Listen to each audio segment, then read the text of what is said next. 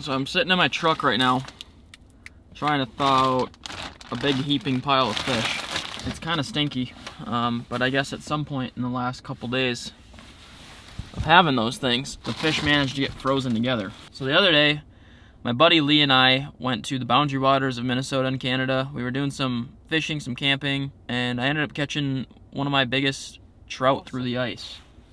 It was a 18-inch rainbow, or no, I haven't measured it yet.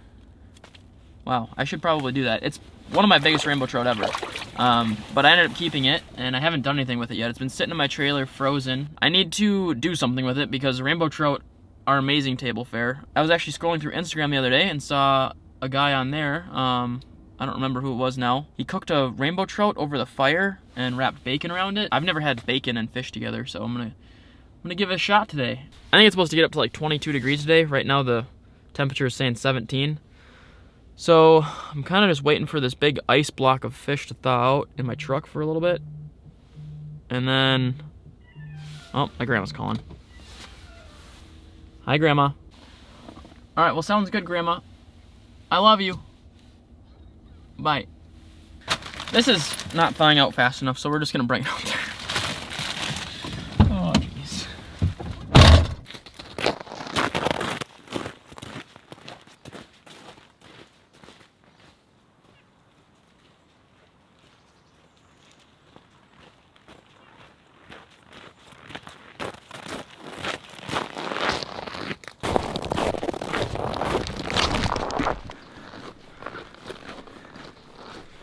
So the other day, we actually had, finally for the first time in the winter, it got above freezing.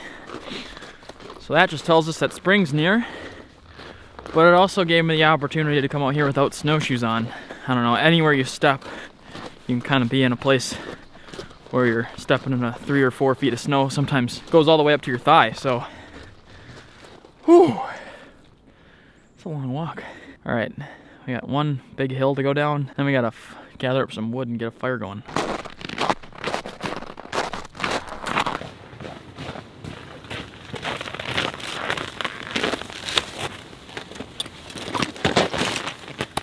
Alright, so if you remember last time that I cooked over this fire pit, it was completely covered in snow. There's a couple videos I did, but now you can finally see the rock. That's how you know that spring is here. So the first rule of order is we're gonna grab some firewood. See, Keith's got some underneath the shack there. I'm gonna replenish it, but for time's sake, I'm gonna get a fire going.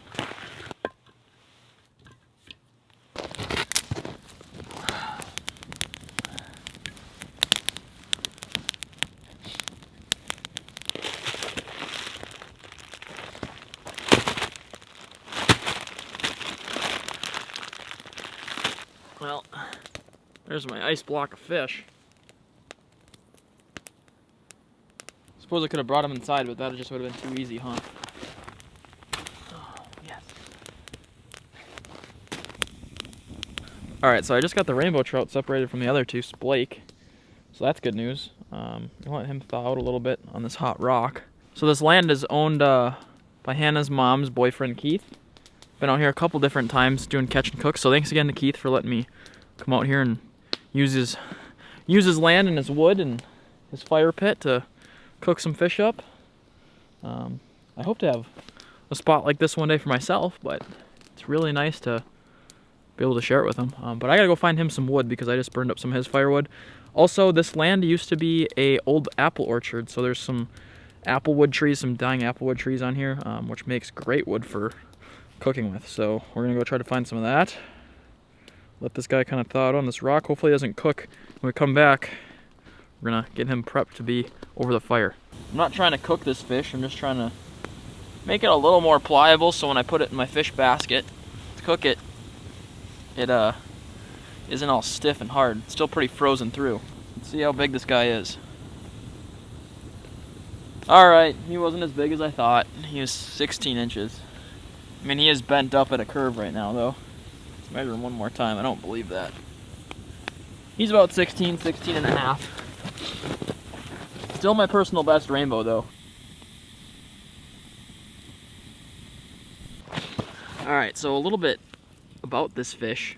we had to actually go through a really long snowmobile portage. I think we went back to this lake about 10 miles or so. We took the public trail for a while, and then we got a little bit lost, had to get turned around, and finally found the lake after going through like really tight quarters. The path that we had to go down was windy, and it was only about as wide as a snowmobile, so it was an adventure for sure.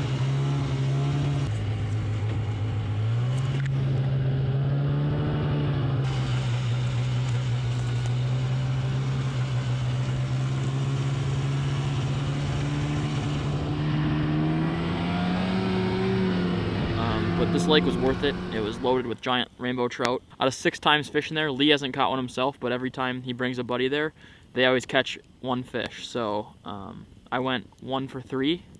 I had a shot at 3 other fish. This one was probably the smallest of the bunch, but I'm not going to complain about catching them. If you aren't familiar with northern Minnesota, there's a lot of Canadian shield lakes up there that have rainbow trout, spike trout, brook trout, brown trout, all sorts of different stocked trout, and it's a great place to go to get meat for your freezer or for doing stuff like this. You can kind of prepare trout to your liking, but for me, just the meat in a rainbow trout is really hard to beat.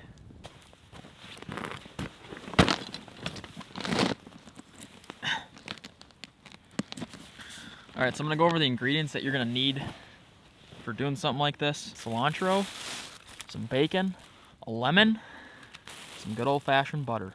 I do have some Italian herbs I might throw on there, as well as some pepper.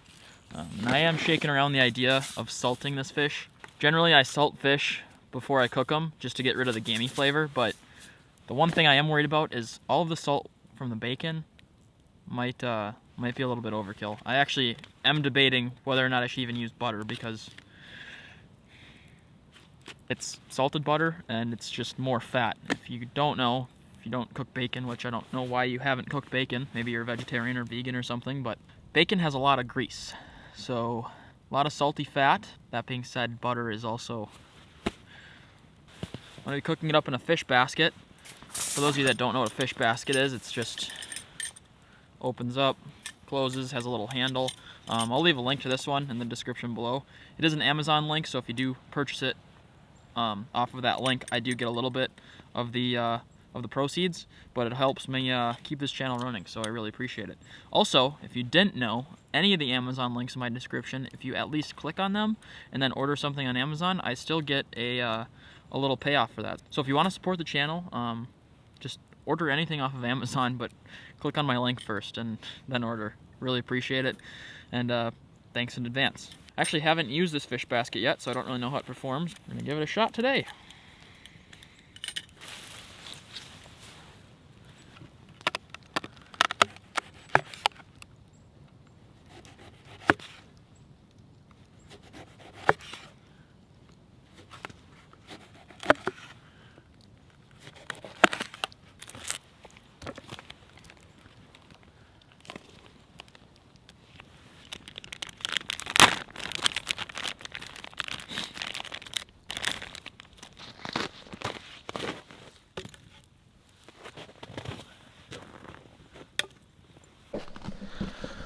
Alright, so this trout's looking pretty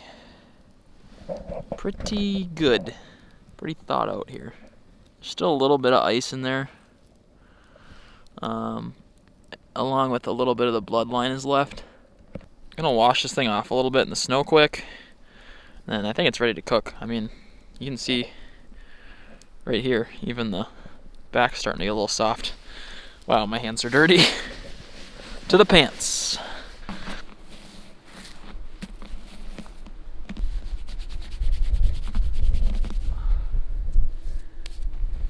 Alright, I got the fire pretty knocked down. I did find some apple wood, so you can see this stuff's a little more dense. That's actually pretty dense wood. I don't know what that is, but this is not apple wood. And then this one is, and this one is, but I don't know if I'm gonna use this big piece yet. I might save this. Just kind of drying it out. Apple wood makes great smoking and cooking wood. It's really dense and, I don't know, gives off a nice flavor. Might have put more logs in here than I needed, but I'm gonna get my fish prepped and then we're gonna get cooking. First things first, before I get the cilantro in there, I'm gonna squirt some lemon juice in. I kind of want it loose in there. I don't really want to overpack it. I'm definitely realizing that I brought a little too much of this. I'm gonna take some lemon wedges. Just gonna slip those in there. And that's all I'm gonna do to the inside of the fish. We're not gonna get super fancy with that. These other lemon wedges I'm just gonna kind of lay in my fish basket. That way my fish doesn't stick on the one side. Now we're gonna move on to the fun part, the bacon. So I'm gonna use 4 pieces, I believe. We'll see if that covers it, but 4 pieces I think should be plenty. We're gonna go 5 strips of bacon, actually. We're gonna go 5 strips. All right. So I'm just gonna tightly wrap this, well, I guess as tight as I can, around our fish.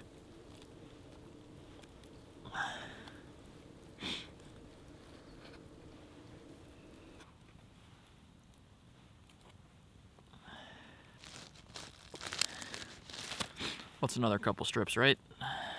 We've got our bacon wrapped fish. Now all we gotta do is get into this little fancy basket. Carefully place it. I'm gonna cut a couple more lemon slices for the other side. Lemon. Oof. Will it close? Just barely. Just barely closes. Bacon wrapped trout over a fire. Let's get it.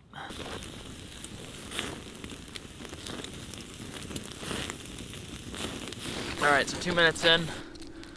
We already got burning fish head, which means that we need to get a little further away from these hot coals.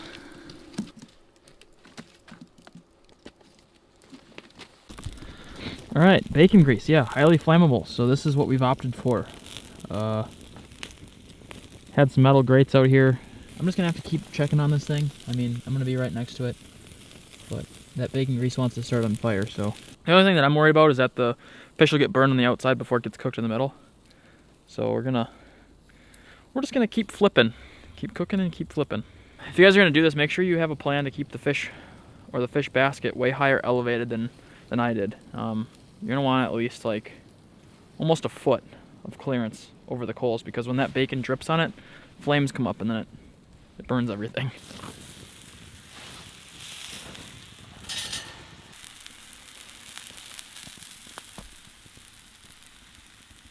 Probably only been on the fire for like 15 minutes and this thing's got a nice crispy char on it. So I think I'm about ready to take it off and kind of deal with the consequences. I feel pretty upset if I ruined a nice rainbow trout, but I guess we'll just have to wait and see. Confidence, Mavrik. Keep confidence, I guess. Well, this is the moment of truth. I'm just gonna poke these squares out, loosen up this fish. And that lemon definitely inhibited some of the bacon from getting cooked, so I actually might just take that off quick and throw this thing back on the fire. Alright, and now we wait again. Look at all his teeth. He looks a lot more ferocious after he's been covered in bacon and burned. Those things are crazy.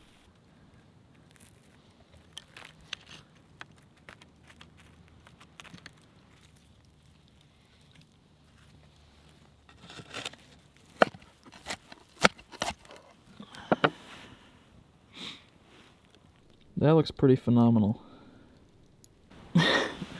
Alright, well, just face some of the realities of being a YouTuber. I was gonna set up my second camera to show you guys the first bite. It died mid-clip, so hopefully you could see that meat peel, but that's what we're working with right there. That looks great. Finally. You got some bacon, you got some cilantro, you can taste that lemon in there. We got some nice, flaky, orange meat. Got some pin bones in there, but that's alright.